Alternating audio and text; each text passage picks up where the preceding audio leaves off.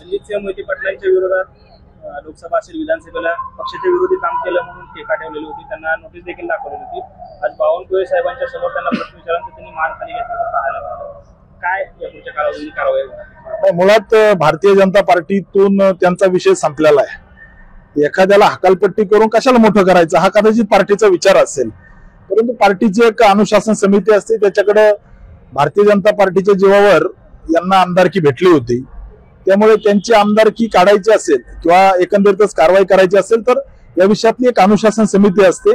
पार्टीने वरती केंद्रीय नेतृत्वाकडे पाठवलं असं माननीय प्रदेश अध्यक्षांनी सांगितलंय, परंतु या ठिकाणी आपण जर बघितलं तर भारतीय जनता पार्टीला यांनी काय केलंय, यांची पद्धत कशी आहे, कशा पद्धतीने हे गद्दारी करू शकतात हे पार्टीच्या लक्षात आलंय।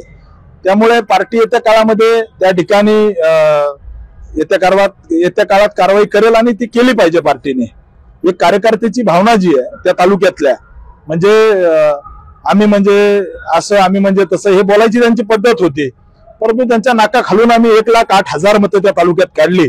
मुळात तालुक्यामध्ये किंवा आम्ही म्हणजे इतके मोठे नेते ही बोलायची पद्धत होती, परंतु त्यांच्या अकलूजमधून मतं काढले, कडीतून सगळ्या तालुक्यामधून 1,08,000 मतं आम्ही काढले। त्यामुळं इथल्या त्या तालुक्यातल्या जनतेला माहिती आहे की कामाचा माणूस कोण आहे। येत्या काळामध्ये संघर्ष करत राहू। राम सातपुते हा एखादा पराभवाने किंवा दुःख करवळ बसणारा नेता नाही, तर मी लढणारा कार्यकर्ता आहे आणि अशा पद्धतीने ते पार्टीच्या किंवा नेत्यांच्या बैठकाला येतात वगैरे, मुळात एक लाचार प्रवृत्ती आहे आणि हे जिल्ह्याने बघितलंय। त्यामुळे येत्या काळामध्ये अशा सगळ्या प्रवृत्तीच्या विकृतीच्या विरोधात हा राम सातपुते लढा देत राहील आणि मी भारतीय जनता पार्टीचा सैनिक आहे। माझ्या नेत्यांना माझी ताकद काय हे आम्ही विधानसभेमध्ये दाखवून दिली आहे।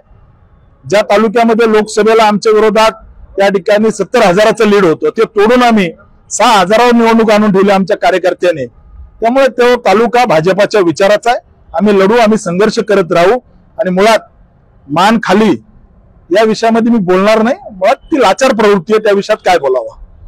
येणाऱ्या काळात स्थानिक स्वराज्य संस्थेच्या निवडणूक आहेत, त्यावेळेस आपण कसं लढा, काय चित्र असेल तालुक्यामध्ये? नाही, माळशिरस तालुक्यामध्ये आम्ही लढणारी माणसं आहे आणि आम्ही लढत राहू। या ठिकाणी स्थानिक स्वराज्य संस्थेच्या निवडणुकीमध्ये भारतीय जनता पार्टी आणि महायुती म्हणून त्या तालुक्यात पूर्ण ताकदीने आम्ही लढू आणि जशी विधानसभेला कडवी झुंज दिली त्याच पद्धतीने कडवी झुंज देऊ आणि माळशिरस तालुक्यामध्ये जास्तीत जास्त जिल्हा परिषद सदस्य, त्या ठिकाणी पंचायत समिती सदस्य हे जास्तीत जास्त भारतीय जनता पार्टीचे निवडून आणू। माळशिरस पंचायत समितीवर भाजपचा झेंडा 100% फडकू। पण या ठिकाणी येत्या निवडणुकीमध्ये आम्ही सगळे मिळून ताकदीने लढू आणि भाजपच्या सगळ्या कार्यकर्त्याच्या जोरावरती माळशिरस तालुक्यामध्ये एक चांगलं वातावरण आम्ही तयार केलंय।